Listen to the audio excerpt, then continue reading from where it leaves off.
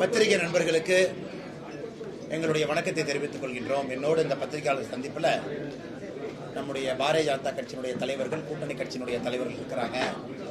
அம்மா மக்கள் முன்னேற்ற கழகத்தினுடைய தலைவர், மாவட்ட செயலாளர் அப்பாதுரை ஐயா இருக்கிறாங்க. தமிழ் மாநில காங்கிரசினுடைய மாவட்ட தலைவர் ஐயா வாசன் ஐயா நம்மோடு இருக்காங்க. வாசன் ஐயா, நம்முடைய முன்னாள் சிங்கையினுடைய சட்டமன்ற உறுப்பினர் சின்சாமி ஐயா இருக்கிறாங்க. மாவட்ட தலைவர்கள் இருக்கிறாங்க, பாலாஜி இருக்கிறாங்க. எல்லோருக்கும் மறுபடியும் வணக்கத்தை தெரிவித்து, நண்பர்களே, பத்திரிகையாளர் சந்திப்பு எப்போதுமே நீங்கள் தான் கேள்வி கேட்பீங்க, நாங்கள் பதில் சொல்லுவோம். அதனால் என்னிடமிருந்து உங்களுக்கு கருத்து சொல்வதற்கு எதுவும் இல்லை. ஆனால் நீங்கள் கேள்விகள் தான் பதில் சொல்லுங்கள். வரும்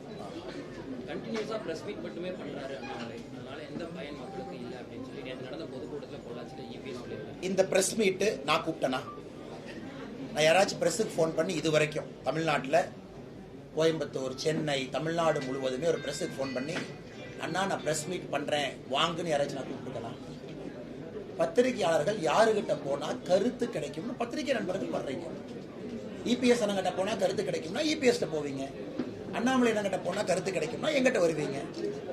கருத்து சொல்ல முடியாதவர்கள், இந்த நரி பார்த்தீங்கன்னா ஒரு மேலே ஒரு கிரேப்ஸ் பழம் இருக்குமா, அதை தாண்டி அந்த பழத்தை எடுக்க ட்ரை பண்ணுமா.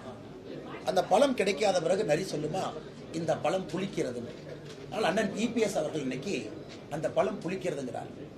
இதுவரைக்கும் இந்த 3 ஆண்டுகளில் எங்கள் பத்திரிகை நண்பர்களை வச்சுக்கிட்டே நான் சொல்கிறேன், யாருக்கும் ஒரு தொலைபேசி மூலமாக அழைத்து ஒரு பத்திரிகையாளர் சந்திப்பு நடத்துகிற வாங்க நான் கூப்பிட்டது கிடையாது. தனிப்பட்ட முறையில் நீங்கள் இன்டர்வியூ கேட்டால் முடிஞ்ச வரைக்கும் டிலே பண்ணுறாள் நான் தான். ஆனால் இன்னைக்கு வேண்டானே, ஒரு வாரம் கழிச்சு வாங்க, நேரம் இல்லைன்னு சொல்கிற ஆள் நான். அதனால் இவங்களாம் புரிஞ்சுக்கணும், காலம் மாறிடுச்சு. அப்படியே அந்த பழைய பஞ்சாங்கத்தையே வந்து அழைச்சி இவர் வாங்க அவங்க வாழ்கன்னு சொன்னால் ப்ரெஸ் மீட்டில் யாருன்னு கேட்பாங்க. இன்னைக்கு அவ்வளோ பிரச்சனைகள் இருக்குது, மக்கள் கருத்துக்களை கேட்குறாங்க, பிரச்சனைகளுக்கான தீர்வை கேட்குறாங்க. அதனால் இன்னைக்கு அண்ணன் இபிஎஸ் அவருடைய பேச்சு என்பது அந்த திராட்சை பழம் புளிக்கிறது என்று சொல்வதை போல இருக்கு.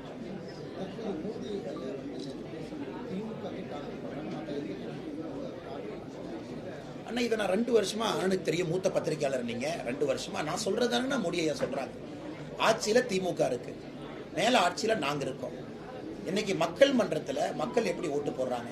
10 ஆண்டு காலம் மோடி ஐயா ஆட்சியை பார்த்தாச்சு, 5 ஆண்டு காலம் கொடுக்கலாம். தமிழ்நாட்டில் 33 காலமாக ஆட்சியில் இருக்க திமுக இன்னும் 27 மாசம் இருக்க போகுது, 2026 வரைக்கும். அப்படி இருக்கும் பொழுது 2 கட்சிகளுக்கு தானே போட்டி. தமிழ்நாட்டில் எத்தனையோ கட்சிகள் இருக்கு. இப்போ நீங்க கேட்குறீங்க மோடி ஐயா ஏன் அதிமுக பேரை சொல்ல? அப்போ சீமானனை கோச்சுக்குவார். சீமானனை கேட்பார், அப்பா ஏன் என்டிகே பேரை மோடி ஐயா சொல்ல? திருமாவளவன் சொல்லுவார், எங்க பேரை ஏன் மோடி ஐயா சொல்லி? ஸோ மோடி அவர்களை பொறுத்தவரை களத்தில் யார் போட்டியாளர்களாக இருக்கின்றார்களோ அவர்கள் மீது இருக்கக்கூடிய தவிர மக்கள் மன்றத்தில் வச்சுட்டு போயிருக்காங்க ஐயா. ஈவன் ரோட் ஷோவையும் என்ன பண்ணிருக்காங்க? EPS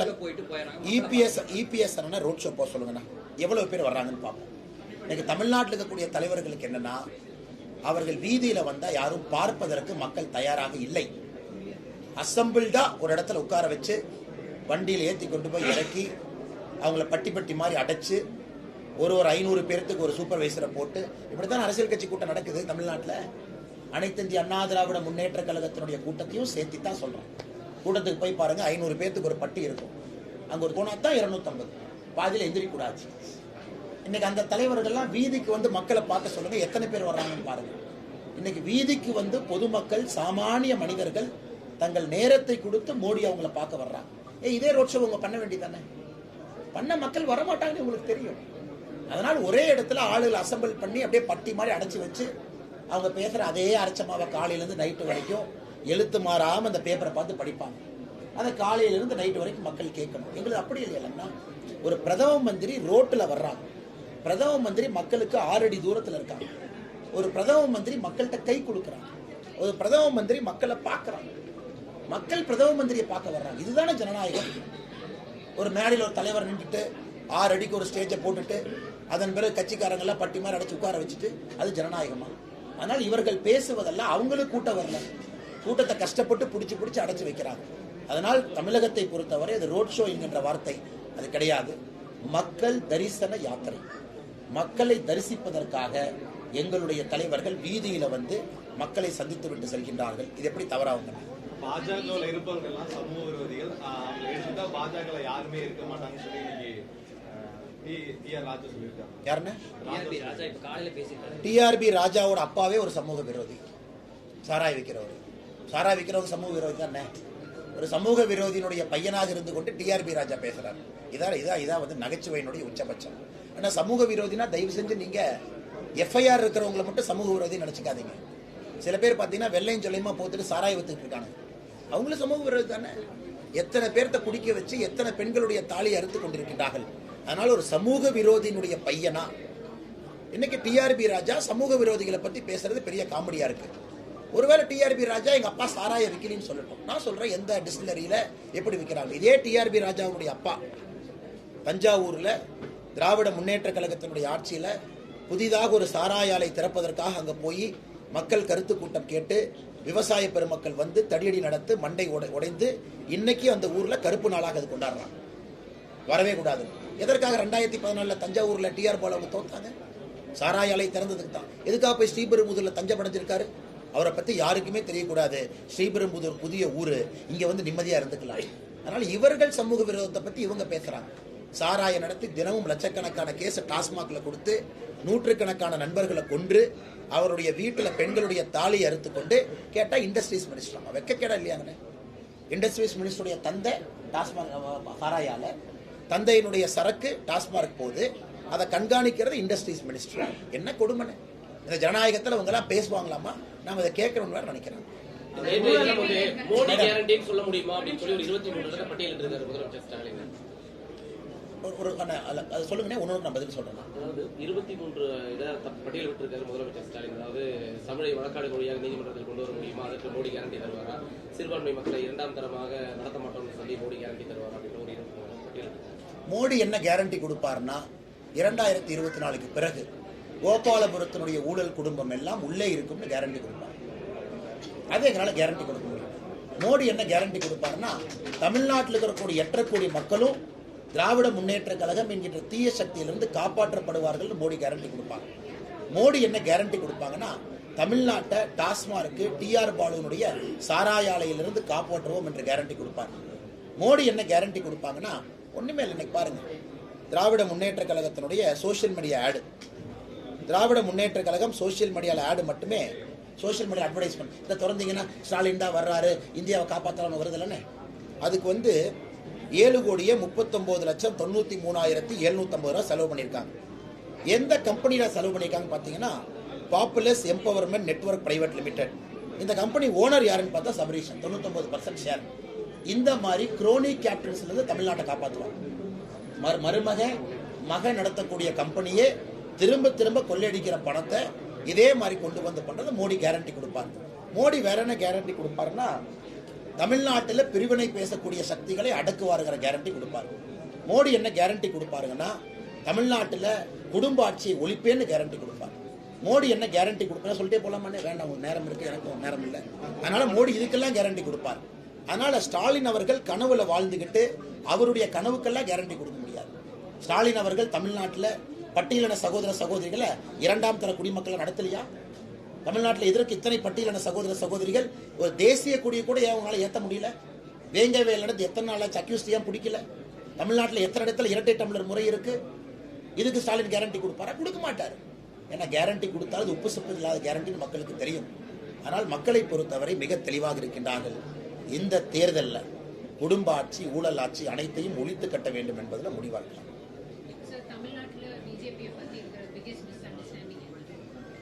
Madam, I don't say misunderstanding. I would say, madam, it's a carefully constructed narrative.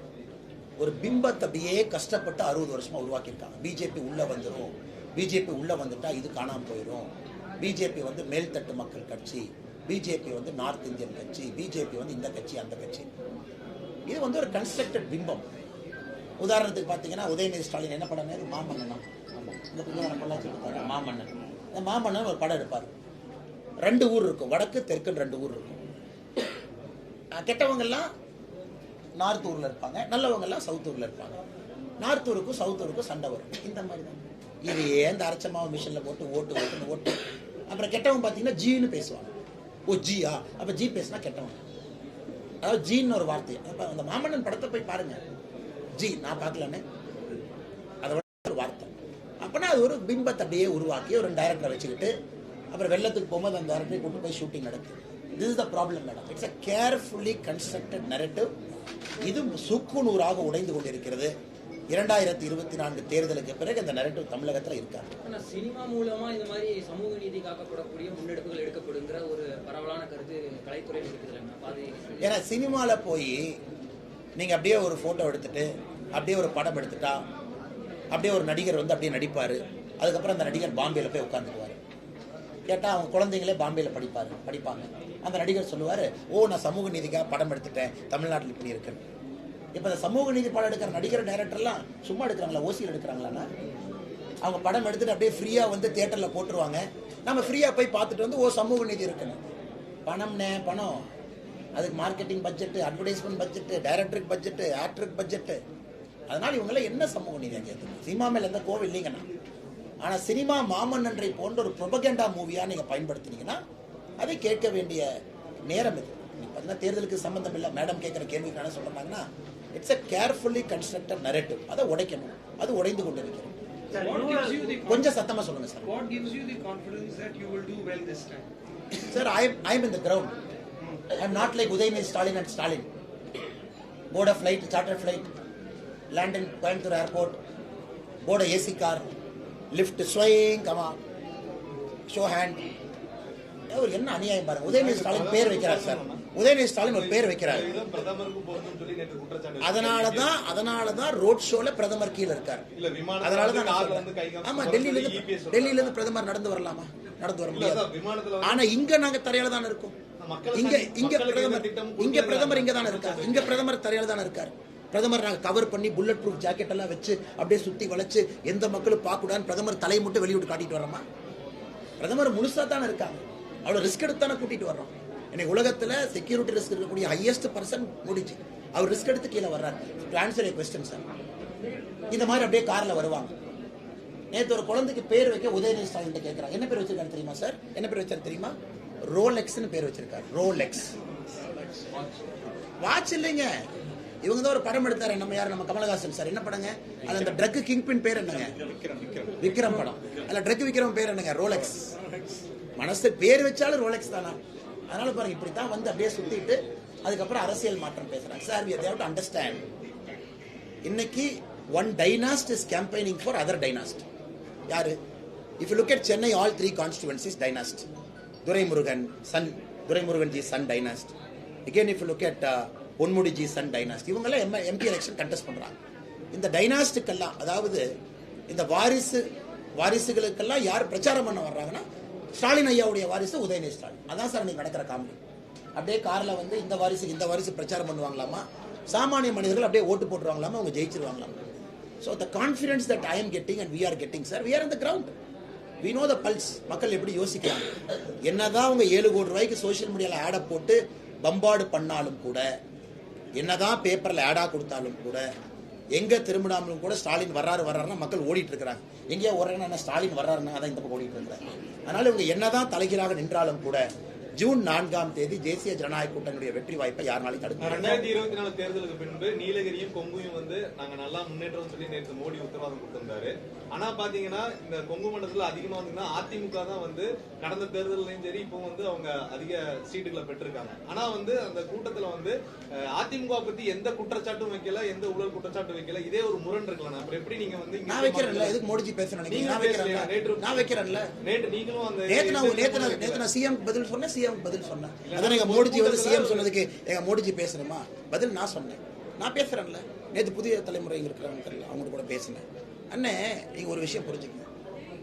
2024 June 4ஆம் தேதி கொங்கு மண்டலம் யாருடையதுன்னு பாத்திரலாம். கொங்கு மண்டலம் யாருடையதுன்னு பாத்திரலாம்.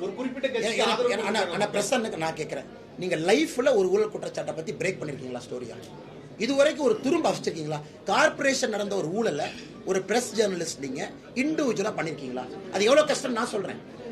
உங்க வாழ்க்கையில நீங்க ஒரு பிரஸ் தான், உங்களுக்கு மரியாதை கொடுத்து கேட்கிறேன். அண்ணா, நான் 20 வருஷம் பிரஸ்ல இருந்திருக்கேன். கார்பரேஷன்ல ஒரு ஊழல் குற்றச்சாட்டை நான் பிரேக் பண்ணிருக்கேன். நீங்க சொல்லுங்க தம்பி, உங்க கேள்விக்கு நான் பதில் சொல்றேன். நீங்க சொல்லுங்க, எத்தனை பிரேக் பண்ணிருக்கீங்க? டாக்குமெண்டோட எத்தனை பிரேக் பண்ணிருக்கீங்க? கார்பரேஷன்ல இன்னைக்கு சாலிட் வேஸ்ட் மேனேஜ்மெண்ட் ஊழல் போயிட்டு இருக்கு. பிரைவேட் கான்ட்ராக்டர் நான் ரிலீஸ் பண்ற அந்த டாக்குமெண்ட் எத்தனையோ உள்ள இருக்கு. கோயம்புத்தூர் கார்பரேஷனை திறந்து பார்த்தீங்கன்னா ஃபினாயில் வாங்கினதுலேருந்து 2018 பேப்பர் எடுங்க, லட்சக்கணக்கான ஊழல் டாக்குமெண்ட் உள்ள இருக்கு. ஒன்று எடுத்து நீங்க பண்ணலாமே. இன்னைக்கு பிரஸுக்கு என்னன்னா கேள்வி ஈஸியா போச்சோ, அண்ணாமலையான ஊழல் டாக்குமெண்ட் ரிலீஸ் பண்ணுவார், நம்ம பிரைம் டைம்ல டிஸ்கஷன் பண்ணலாம். நான் உங்கள்கிட்ட திரும்ப கேட்கிறேன்னா நீங்க அதை செய்ய மாட்டீங்க. எல்லாமே வேட்டு சட்ட ஊழல் நானே பண்ணணும், பிஜிஆர் நானே பண்ணணும். நீங்க போட்டி விடுங்க.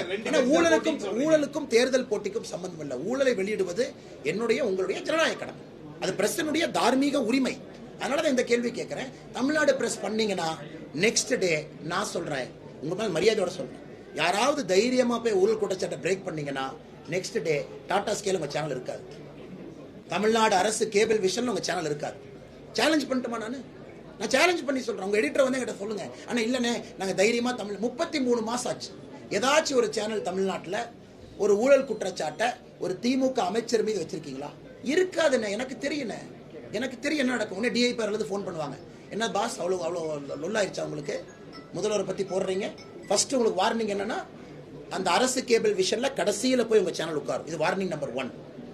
வார்னிங் நம்பர் 2, உங்களை மாதிரி நல்ல நண்பர்கள் அதெல்லாம் கேட்காம போயா, நான் இங்கே வந்தது வந்து ஜேர்னலிஸ்டாக கடமையை செய்ய வந்திருக்கேன், உன்னையெல்லாம் கண்டுக்க மாட்டேன், நீங்கள் பிரேக் பண்ணி ஒருவேளை உங்கள் எடிட்டரும் இலகன மனசுலேருந்து போட்டு விட்டாருன்னா வார்னிங் நம்பர் 2 அரசு கேபிள் விஷன்லேருந்து அது போயிடும். நான் ப்ரெஸ் பேர் சொல்லி, இங்கே இருக்கக்கூடிய 3 ப்ரெஸ் பேரை சொல்லி உங்கள் சேனல் ஆர்டர் எப்படி மாற்றிருக்காங்கன்னு நான் சொல்லட்டுமா? பெரிய ப்ரெஸ் இங்கே 3 இருக்கீங்க. உங்கள் சேனலுடைய சீக்வன்சியல் ஆர்டர், அதாவது அரசு கேபிள் விஷன் போட்ட உடனே நியூஸ் சேனலில் நீங்கள் முதல்ல வரக்கூடாது, உங்களை கடைசியில் வச்சாங்க, வார்னிங் கொடுத்தாங்க. எதுக்கு? எனக்கும் பேச தெரியுமல்லண்ணே. அது உங்க பிரஸ்னுடைய மரியாதைக்காக அதை பேசாம இருக்கேன். ஏன்னா மக்கள் மனசு விட்டுருவாங்க. இன்னைக்கு நான் டேட்டாவோட எந்த பிரஸ் எப்ப போட்டீங்க, அந்த 3 பிரஸ் எதுக்காக அரசு கேபிள் விஷன்ல டிஐபிஆர் தூக்கி லாஸ்ட் போட்டாங்கன்னா மக்கள் பிரஸ் மதிக்க மாட்டாங்க. அது ஒரு காரணத்துக்காக நான் பேசாம இருக்கேன். 33 மாசமா இதுதானே பிரஸ் மேல இருக்கக்கூடிய அடக்குமுறை. நான் கேட்கிறேன், இஸ் பிரஸ் ஃப்ரீ இன் தமிழ்நாடு? தமிழ்நாட்டில் ஊடகம் என்பது சுதந்திரமா இருக்கா? சத்தியமா இல்லை. எங்க சுதந்திரமா இருக்கு? ஏதாச்சும் சுதந்திரமா நீங்க பேச முடியுமா? எத்தனை ஓனரை கூப்பிட்டு மிரட்டுறாங்க, எத்தனை பேர்த்த மிரட்டுறாங்க, உங்க ஓனருடைய பிசினஸ்ல எத்தனை இடத்துல கை வைக்கிறாங்க. ஏதாச்சும் ஒரு பிரஸ் நிம்மதியாக தமிழ்நாட்டில் நீங்க போட முடியுமா?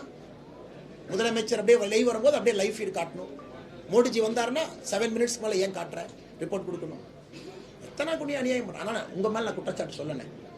அந்த சூழல்ல நான் அந்த வேலையை செஞ்சிட்டு இருக்கேன்னு சொல்றதுக்காகத்தான் நான் சொல்றேன். நான் உங்க மேல எந்த குற்றச்சாட்டு சொல்ல, உங்களால செய்ய முடியாது எனக்கு தெரியும். உங்களோட டாக்குமெண்ட் இருந்தாலும் நீங்க பண்ண முடியாது, வச்சு செஞ்சிருவாங்க. இவங்க ரொம்ப மோசமான ஆளுக்கு திமுக வச்சு செஞ்சிருவாங்க. தண்ணி லாரி, ஆள் இல்லாத லாரி, இதெல்லாம் 1970-80 பார்த்ததுதான். நீங்களா 2 வீலர்ல போற ஆளுங்க, ஹெல்மெட்டை போட்டு 2 வீலர்ல பாவமா போவீங்க. அப்படியெல்லாம் நீங்க எதுக்க முடியாது. தமிழ்நாட்டில் அதுல நான் போராடிட்டு இருக்கேன்னு கொஞ்சம் சந்தோஷப்படுங்களேன். அதெல்லாம் போராடிட்டு இருக்காரு அந்த அண்ணாமலை. ஏன்னா பிரஸ் இந்த வேலையை செய்ய முடியாது. நீங்க செஞ்சீங்கன்னா நான் என்ன செய்யறேன்? டாக்குமெண்ட்டும் அண்ணே ஒரு முறை ஊழல் குற்றச்சாட்டு ரிலீஸ் பண்றதுக்கு எனக்கு இல்லை. நான் டாக்குமெண்ட்டை ஃபர்ஸ்ட் உங்ககிட்ட தான் கொடுப்பேன். அவங்க அண்ணே ரிஸ்க்னே, இதை நான் இப்படிதான் போடுவேன். அண்ணா வேட்டி சட்டை ஊழல பாருங்க, கிளியரா இருக்கு, குடோன் வீடியோ பாருங்க, போடுங்க. அண்ணே வேணா போடலண்ணே, மன்னிச்சுக்கண்ணே. அப்புறம் நான் போடுறேன். ஏன்னா என்னை விட பிரஸ் சொன்னா மரியாதை அதிகம் நினைக்கிற ஆள் நான் சொன்னா கூட அண்ணாமலை அரசியல்வாதி, பிஜேபி தலைவர், அதனால சொல்றாங்க 4 பேர் சொல்லுவாங்க. அதனால ஒரு முறையும் எனக்கு வந்ததை நான் ஃபர்ஸ்ட் பிரஸுக்கு தான் கொடுப்பேன். கொஞ்சம் டெலகாஸ்ட் பண்ணுங்க, டாக்குமெண்ட் இருக்கேன், போடுங்கண்ணே. அண்ணே இன்னைக்கு உண்மையாலுமே இந்தியாவில் ஹைதராபாத்தில் இப்போ 4 போலீஸ் ஆஃபீஸர் ஜெயிலுக்கு போயிட்டு இருக்காங்க. எதுக்குண்ணே? கேசிஆர் அவங்க இருந்தபோது left right centre phone tapping. இப்போ தமிழ்நாட்டில் இது பண்ணுறாங்க. எல்லாம் போவாங்க. 2024 அப்புறம் நீங்கள் பாருங்க எத்தனை ஆஃபீஸர், எத்தனை இன்டெலிஜென்ஸ் ஆஃபீஸர் ஜெயிலுக்கு போகிறாங்கன்னு மட்டும் பாருங்க. பிரஸ் ஃபோனை டேப் பண்ணுறாங்க. Extensive surveillance, extensive. அண்ணாமலை இருக்கான்னா அண்ணாமலை ஃபேமிலி மெம்பர், அண்ணாமலை அக்கா, அண்ணாமலை மனைவி, சொந்தக்காரங்க, ஃப்ரெண்ட்ஸு. ஹைதராபாத்தில் வந்து எவ்வளோ பண்ணாங்க டாப்பிங்? 2,50,000 செல்ஃபோன் டேப் பண்ணாங்க. ஆட்சி முடிஞ்சதுக்கப்புறம் என்னாச்சு? ஐஜி இன்ட்டு அமெரிக்காவில் ஒளிஞ்சிருக்காரு. ஐஜி இன்ட்டு ஐபிஎஸ் ஆஃபீஸர் யார் இருந்தாரோ இஸ் சிட்டிங் இன் யூஎஸ். கீழே இருந்த எல்லாத்தையும் அரெஸ்ட் பண்ணியாச்சு. தமிழ்நாடு வரத்தான் போகுது. எத்தனை நாளைக்கு ஆடுவாங்க? கோயம்புத்தூர் சர்வேலன்ஸ் யூனிட்டை போட்டு அப்படியே அந்த அண்ணாமலையை கண்காணிச்சு, அண்ணாமலை கூட போறவங்களாம் கண்காணிச்சு, அப்படியே அந்த ஐஜி இன்ட்டுக்கு தகவல் கொடுத்து, அவங்க அப்படியே டிஆர்பி ராஜாக்கு தகவல் கொடுத்து, ஜெயிலிருந்து செந்தில் பாலாஜி கூட்டு மானிட்டர் பண்ண அந்த எலெக்ஷன் ரிசல்ட்டை மாத்திடுவாங்களா அவங்க? அண்ணே ஒரு ஆஃபீஸரும் பதில் சொல்லணும். காக்கி யாரு போட்டிருக்கீங்க, யாரெல்லாம் இன்ட்ல வேலை செஞ்சுட்டு இருக்கீங்களோ, இது நிரந்தரமா இந்த ஆட்சி இருக்க போறது. we will come back with all records. ஹைதராபாத்ல 2,50,000 ரெக்கார்ட் இருக்கக்கூடிய ஹார்ட் டிஸ்கை எரிச்சாங்க. அப்படி இருந்தும் மாட்டலையா? அதனால இது பிரஸோட சேஃப்டிக்கு நான் சொல்றேன்.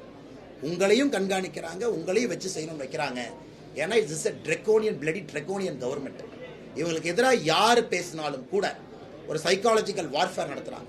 பொய் நியூஸை கிரியேட் பண்ணு, அதை மக்கள் மனசுல ஃபீட் பண்ணு, ஒரு நெகட்டிவ் பெர்செப்ஷனை உருவாக்கு. இதான் அவங்க பண்றாங்க. நீ கேட்ட கேள்விக்கு நான் என்ன ஆழமா போயிட்டு இருக்கேன். அதனால இந்த ஊர்ல திமுகக்கு எதிராக அரசியல் செய்யறதெல்லாம் சாதாரண வேலையெல்லாம் செஞ்சுட்டு இருக்கேன். தைரியமா செஞ்சுட்டு இருக்கேன். நீ கைவேறா பார்க்கலான்னு செஞ்சுட்டு இருக்கேன். காரணம் இவனுக்கு அந்த மாதிரி மோசமான ஆளுகள் உலகத்தில் இருக்கக்கூடிய the most notorious rowdies and criminals தான் டிஎம்கேனுடைய கோரா இருக்காங்க. டிஎம்கேனுடைய கோருங்கிறது யாருங்க? Who is the core of DMK? மோசமான தமிழகத்தினுடைய ஆட்கள் பேர் வழிகள் தான் அந்த கோரில் உட்கார்ந்துருக்காங்க. அவங்களாம் நீங்க ஏற்ற முடியுமா? என்ன சொன்னாருன்னு அன்னைக்கு சேகர் பாபு முதலமைச்சர் சொன்னாருன்னு சும்மா இருக்கேன், இல்லாட்டி அண்ணாமலை என்ன ரோட்டில் நடக்க முடியாது. இதான் அவங்க வார்த்தை. இவர் என்ன சொன்னார்? லா மினிஸ்டர் ரகுபதி 2024 ஆட்சி மாறின உடனே திகார் ஜெயிலுக்கு நீ அனுப்புவாராம். இதான் அவங்க by nature. This is what they are. அதான் நேற்று பிரதமர் பதில் சொன்னார். நேற்று என்னை பற்றி நடந்த தாக்குதலுக்கு பிரதமர் பதில் சொன்னார், நான் பதில் சொன்னேன். அதனால எல்லாத்தையும் நாங்கள் பார்த்துட்டு தான் இருக்கோம். எங்கேயும் அவங்க ஓடிடலாம் முடியாது. 2024 பிறகு முதல்ல will come after the officers. 100% I will come after that. சும்மா ஒரு காக்கி சட்டையை போட்டுட்டுனா இன்ட்டு கையில் ஒரு டைரியை வச்சுக்கிட்டு அப்படியே ஒரு சைடில் நின்றுக்கிட்டு எந்த இண்டஸ்ட்ரியலிஸ்ட் வந்து அண்ணாமலைக்கு மாலை போட்டால் உடனே இண்டஸ்ட்ரியலிஸ்ட் நைட்டு ஃபோன், அண்ணா கோயம்புத்தூரில் இருக்கீங்க பார்த்துக்குங்க, எனக்கு அண்ணாமலை வரும்போது எதுக்கு நீங்கள் வண்டி நிறுத்தி மாலை போட்டீங்க? ஏன்னா இன்டெலிஜென்ஸ்காரங்க பார்ப்பான், ஒரு சப் இன்ஸ்பெக்டர் அப்படியே பேப்பர் எழுதி கொடுப்பான், அது அப்படியே நைட்டு கூப்பிட்டு மிரட்டுவாங்க. இதானே நடக்குது கோயம்புத்தூரில். காலேஜ் போயிட்டு வந்தால் கரண்ட் கட் பண்ணுறாங்க. அது பேர் நான் சொல்ல விரும்பல. இதென்ன ஜனநாயகமா? இதென்ன வந்து ஒரு நேர்மையான ஆட்சி இங்கே நடக்குதா? அதனால எங்கேயா ஓடிடுவீங்க நீங்களா? நான் 40 வருஷம் அரசியல் இங்கே தான் இருப்பேன். இந்த இன்டெலிஜென்ஸ் ஆஃபீஸர்ஸ்லாம் நான் 60 வயசு ரிட்டையர்மெண்ட் தானே. ஸ்பெஷல் ஆக்ட் போட்டாங்க 70-80 வயசு வரைக்கும் இழுக்க போகிறாங்களா? அதனால் நீங்கள் என்ன வேணாலும் ஆடுங்க, உங்கள் பின்னாடி நாங்கள் வர்றது. சார், ஊழல் யூனிவர்சிட்டியில் வேந்தராஜ தகுதி படைத்தவர் வந்தா மோடி அப்படின்னு சொல்லி ஸ்டாலின் சொல்லியிருக்காரு. அண்ணா, ஊழல் யூனிவர்சிட்டியில் வேந்தராக நம்ம மோடி ஐயா இருக்கணும்னா அந்த யூனிவர்சிட்டிக்கு பேரே ஸ்டாலின் வைக்கணும். ஸ்டாலின் ஊழல் யூனிவர்சிட்டிக்கு வேந்தரா நாங்க இருக்கோம். அந்த யூனிவர்சிட்டியினுடைய பேரே ஸ்டாலின் ஐயா பேர்ல வச்சிடலாம். ஏன்னா வேந்தர் என்ன பண்ணுவாரு? யூனிவர்சிட்டியில் நடக்கிற தவறுகளை கரெக்ட் பண்றதுக்கு வேந்தர் வருவார். அதனால ஸ்டாலின் ஊழல் பல்கலைக்கழகத்திற்கு அங்க இருக்கக்கூடிய தவறுகளை திருத்துவதற்கு வேந்தராக மோடி ஐயா வருவாரு. அதனால ஸ்டாலின் ஐயாவே அப்பப்ப உண்மையை பேசுறாரு. இந்த சந்திராஷ்டம் இருக்கும் நினைக்கிறேன், அப்பப்ப வாய் திறந்து உண்மையை பேசுறாரு. ஸ்டாலின் அவர்கள் பேசி ஒரு உண்மையாக எடுத்துக்கொள்கின்றோம்.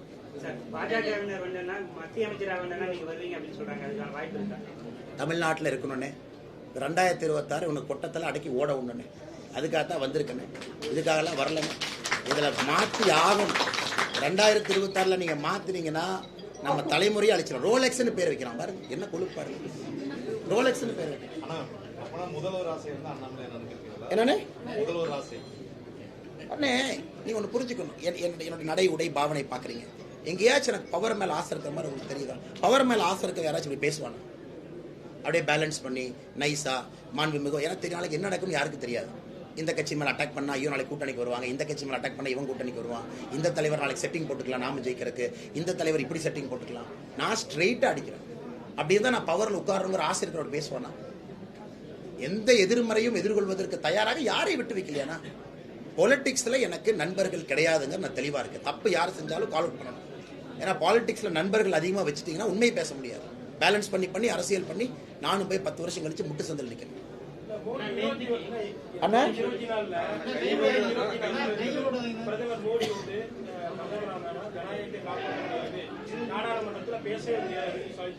அப்படி யார் சொன்னாருன்னு? ஓ, இவர் நாடாளுமன்றத்துக்கு போய் பேசி பார்த்தாரா? ஸ்டாலின் ஒரு நாடாளுமன்றத்துக்கு போனாராமா, அவர் எந்திரிக்கு பேசுறதுக்கு எதிர்த்து நின்னாருங்களாமா, உடனே மோடி ஐயா பேசக்கூடாதுட்டாராமா, உடனே வெளியே வந்துட்டாராமா, உடனே இங்க வந்து ஸ்டாலின் என்ன நாடாளுமன்றத்துக்குள்ள எட்டி பார்த்திருக்காரா ஸ்டாலின் ஐயா? ப்ரொசீடிங்ஸ் ஆஃப் ஹவுஸ் என்ன, ஸ்பீக்கர் என்ன, காலிங் அட்டென்ஷன் என்ன, ஒரு கட்சிக்கு பேசுறதுக்கு எப்படி டைம் கொடுக்குறாங்க, அந்த கட்சிக்கான டைம் அலோகேஷன் என்ன, இதெல்லாம் ஒரு தெரியுமா?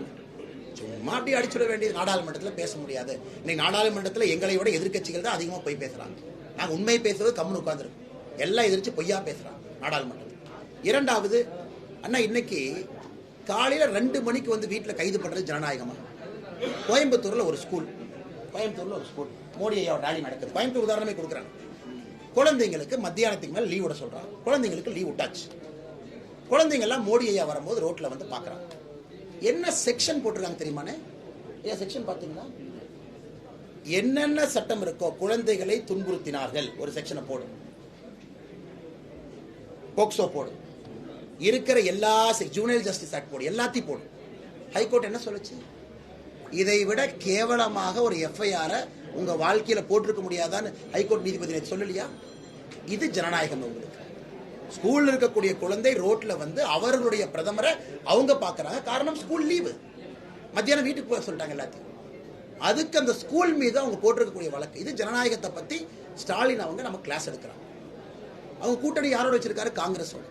எத்தனை முறை காங்கிரஸ் 356 பயன்படுத்தி மக்கள் அதிகாரம் பெற்ற மாநில அரசு பண்ணிக்கினாங்க? 91 முறை. இந்திரா காந்தி 51 முறை. இன்னைக்கு அவங்களோட கூட்டணி வச்சுட்டு கிளாஸ் எடுத்துட்டு இருக்காரு 356 பத்தி. அதனால ஜனநாயகம் என்கின்ற வார்த்தையை பேசுவதற்கு தகுதி இல்லாத ஒரே தலைவர்னா மு க ஸ்டாலின். பாஜக மீண்டும் ஆட்சிக்கு வந்தா வெயில் ஆயிடுச்சு. We'll take it to the last question, madam. Madam, the top 3 issues in Coimbatore, the number 1 is urban infra. We have to rebuild the whole urban infra. We just look at the road right outside this house. 100 meters you cannot travel without a pothole. Right outside. Urban infra also means quality drinking water all the time. Roads, very safe transportation within the city. The second is giving impetus to agricultural growth. Third is giving impetus to industrial growth. Agriculture growth, we have 2.5 constituency literally. Sulur, Paladam, Goundapalayam. We have to really give impetus. Now yesterday I was given to understand, Mr. EPS has spoken, this Anamalai Nallaru is not possible. I am giving it in writing, we'll make it happen.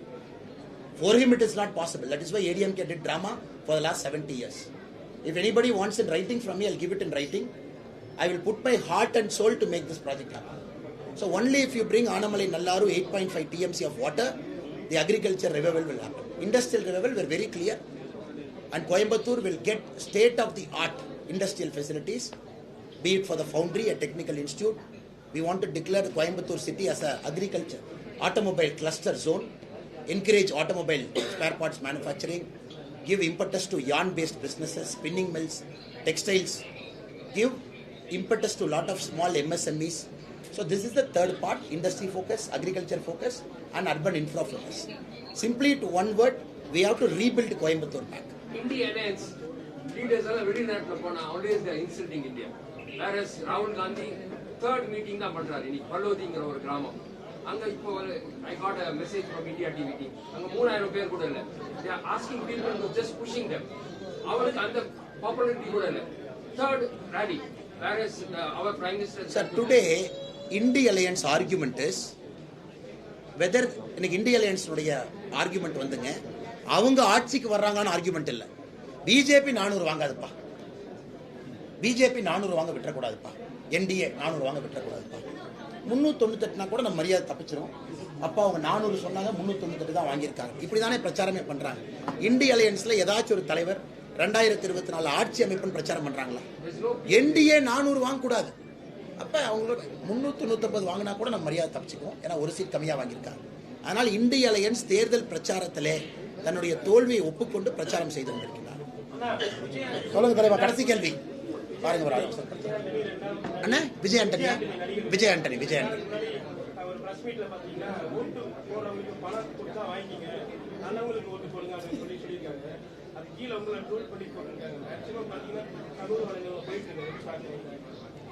அண்ணா, நான் இந்த முறை press கிட்ட ஓப்பனா நான் ஒரு டிபேட்டாவே வச்சு நான் நிக்கிறேங்கன்னா, காரணம் தமிழகத்துல வெற்றி பெறணும், அது 1.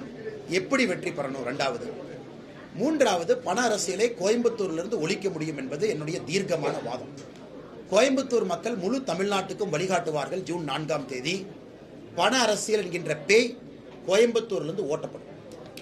கோயம்புத்தூர் மக்கள் எல்லாம் வேப்பில வச்சுட்டு நிக்கிறாங்க. இந்த பண அரசியல்ங்கிற பேயை கோயம்புத்தூர்ல இருந்து ஓட்ட போறாங்க ஜூன் 4ஆம் தேதி.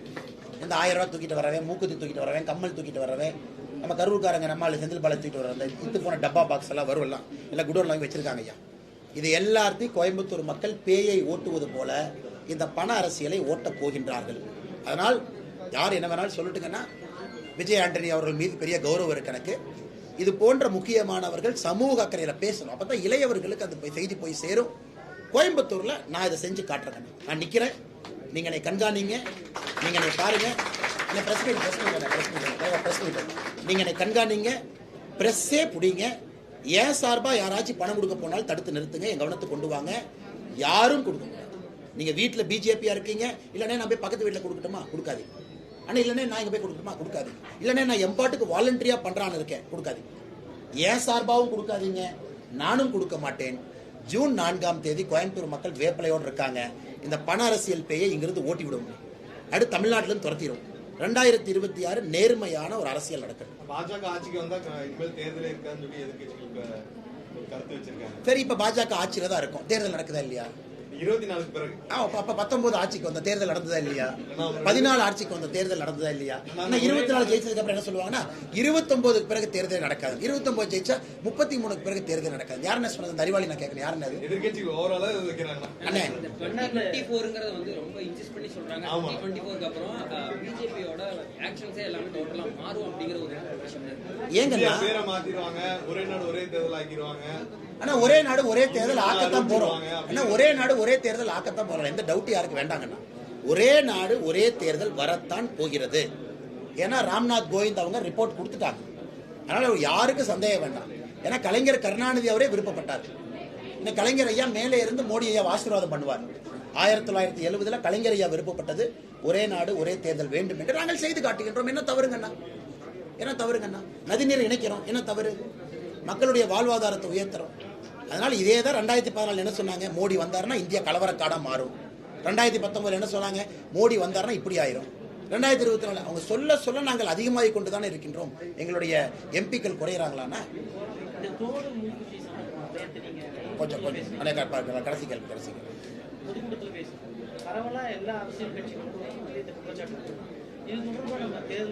எக்ஸ்பெண்டிச்சர் அப்சர்வர்ட்ட நேற்று நான் பேசியிருக்காங்கண்ணா. எங்களுடைய டீம் வந்து ரைட்டிங்லேயே கொடுக்க போயிருக்காங்க. குடோன்ஸ் எங்கெல்லாம் இருக்குன்னு. ஏன்னா 85 வயதிற்கு மேலே ஓட்டு போட்டவங்கள்ட்ட அவங்க மூக்குத்தியை கொண்டு போய் கொடுத்து சில இடத்துல ஓட்டு கேட்டிருக்காங்க. 1000 ரூபாய் பணம் கொடுத்து. அதனால் கவனத்துக்கு வந்ததெல்லாம் கொண்டு சென்றிருக்கிறோம்.